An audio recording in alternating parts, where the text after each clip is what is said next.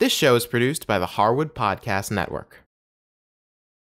Hi, I'm Cindy Harris, and we love making this show available to you free of charge. If you'd like to help us keep it that way, make a contribution to our Karma Jar or become a show sponsor. To learn more, visit our website.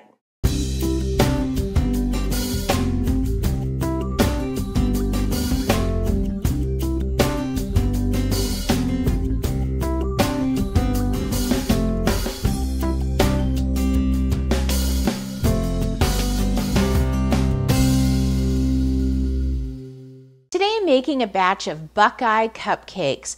I got this idea from a candy called the Buckeye Candy, and this is really popular in the state of Ohio, known as the Buckeye State. And for that candy, what you do is you make almost like a peanut butter ball and dip it in chocolate. It's wonderful to give as gifts for the holiday. In fact, if you'd like to try it, go to my Sweet World podcast and I'll have the recipe for you there.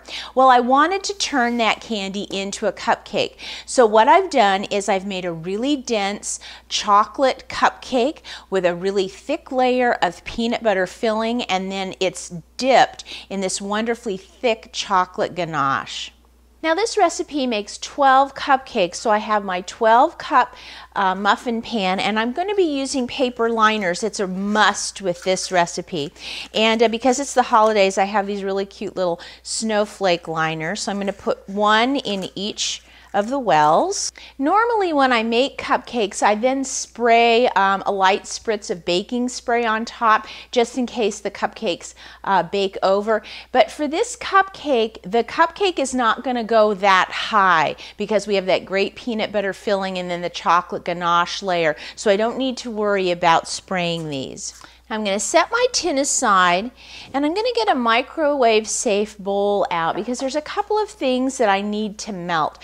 The first is 6 tablespoons of butter, and whenever I melt the butter, I do like to cut it up into some smaller cubes. I'm going to put that right in the bowl.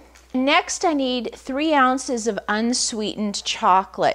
Now, it's important to use pretty high quality unsweetened chocolate. Many times plain baker's chocolate, even though it doesn't have sugar in it, it's still, we want it to have a nice rich chocolate flavor. And I found at the grocery store that Ghirardelli is making a unsweetened chocolate. So if you can find that, that would be great. It's a nice big bar. I need 3 ounces of it, and you'll notice the way the bar is broken up, each one of these sections is actually an ounce. This is a 4-ounce bar, so I'm going to break off this last bit because I won't need that, and then I'm just going to break this 3 ounces up into small bits in the bowl with my butter.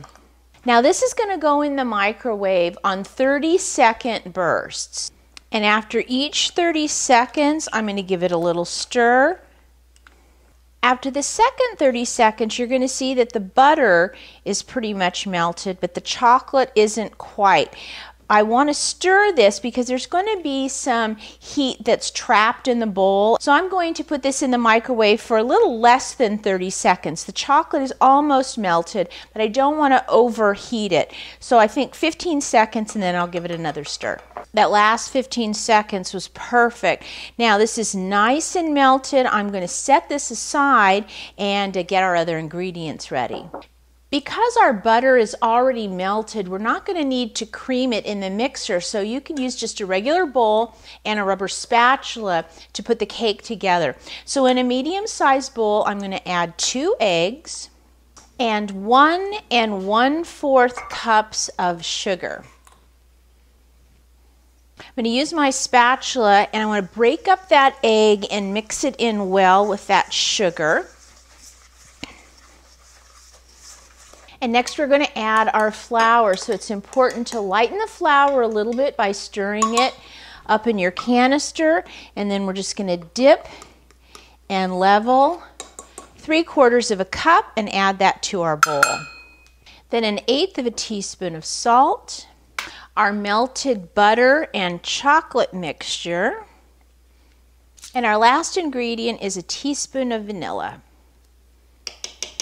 And then with my rubber spatula, I'm going to mix this until it's nice and smooth. I don't want to see any of the dry ingredients.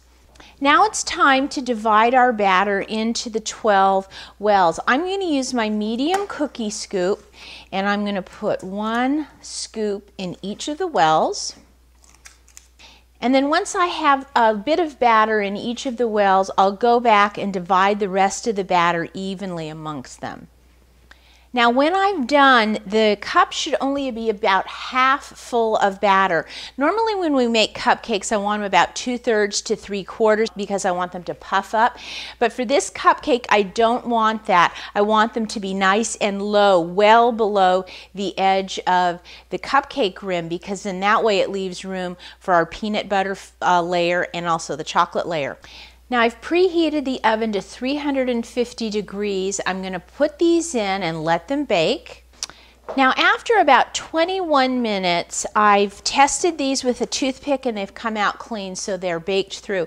But they're a little too hot to pull out of the pan, so I'm going to let them sit on my cooling rack for about 10 minutes. Now as these cupcakes cool, you're going to notice that they kind of sink down a little bit, which is okay. That happens when you don't have something like leavening, like we didn't put any baking soda or baking powder. There's no cellular structure to keep the cake puffed up, and we don't really want that because we want to have a nice layer of this dense chocolate and then a layer of peanut butter. So I'm going to let these cool in the pan for about 10 minutes. Now after 10 minutes, these are cool enough to pop out of the pan. I'm just using a fork to help pull them out. I want to let these cool for probably about another 15 minutes, and then we'll add that peanut butter layer.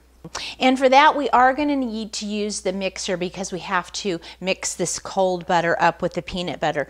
I'm going to start by cubing a 1/2 cup of butter. I'm going to place that in my mixing bowl, and I'm going to start that to cream.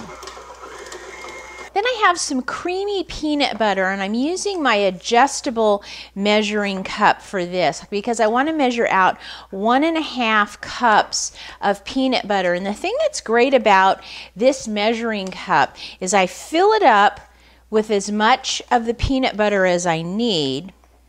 I press it down into the cup and level it off, and then I can just take and I press the bottom, and it pushes all that peanut butter out into my mixing bowl.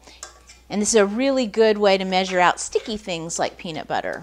Then I'll drop my mixer, and then I'll cream that peanut butter in with the butter. Add a 1/2 teaspoon of vanilla. And now I'm measuring out 1.5 cups of powdered sugar. I'm not going to bother sifting it or anything like that. Level it off and put that in my mixing bowl. Then I'm going to mix that in, but on a slow speed to start with, because with all that powdered sugar, if you turn it on high, it's just going to spray everywhere.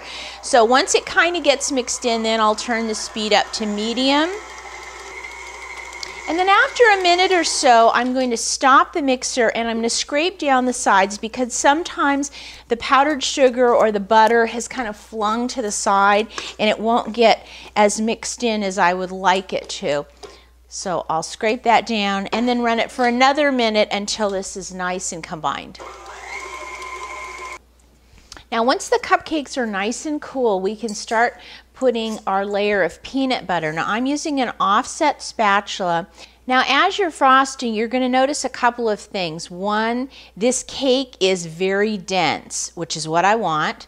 And then also that this peanut butter layer is also very dense. Again, that's what I want. When you would bite into a Buckeye candy, it's very dense.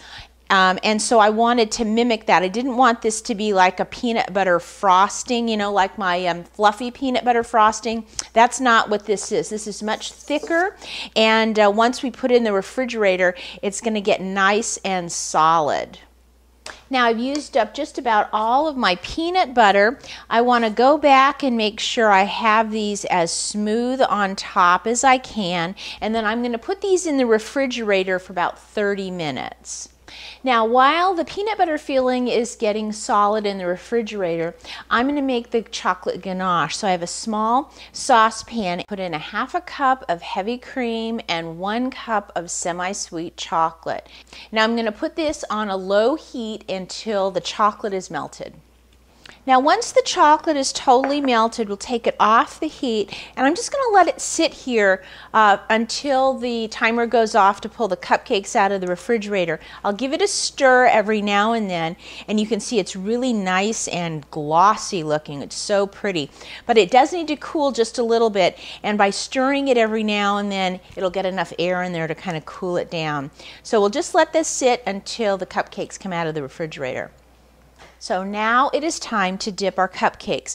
Now before we do that, I've got a baking sheet with a piece of parchment. You could also put a piece of wax paper, but I want to transfer my cupcakes to that because in case any of the chocolate drips down, I don't want it to go on my cooling rack here.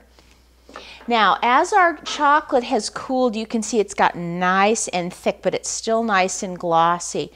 And we're going to dip. So I'm just going to take the cupcake, and you can feel the peanut butter has gotten a little more solid, and I'm going to turn it upside down and I'm going to dip it.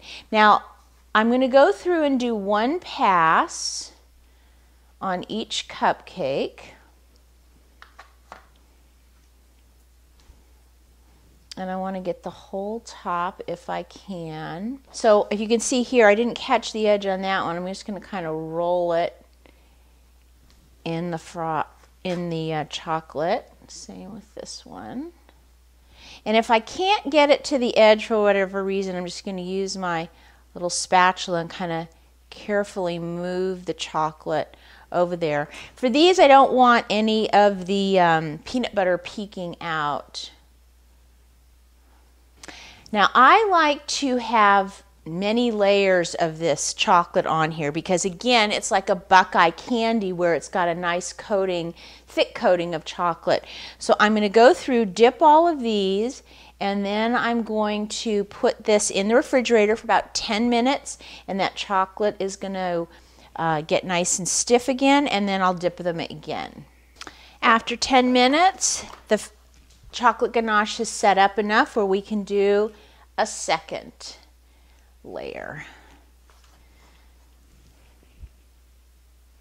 Then these will go in the refrigerator for 10 minutes, and then we'll do one last dip on top. And here they are. We're ready to do our third and final dip.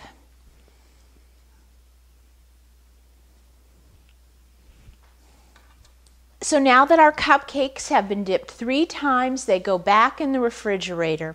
Now these cupcakes have to stay in the refrigerator because of the cream in the ganache. But here's something that you can do. If you're not going to be serving them all at once, what I like to do is once the chocolate has totally solidified and gotten hard in the refrigerator, and then I'll wrap each one individually in plastic wrap, and then I'll put it in a zip bag and put it in the freezer.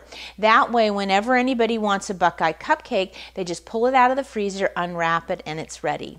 Well, if you'd like to give these Buckeye cupcakes a try at home, just go to our website and go to the Cupcake Show show notes, and I'll have the recipe there for you. And as always, if you have any questions, please send me an email. I'll see you next time.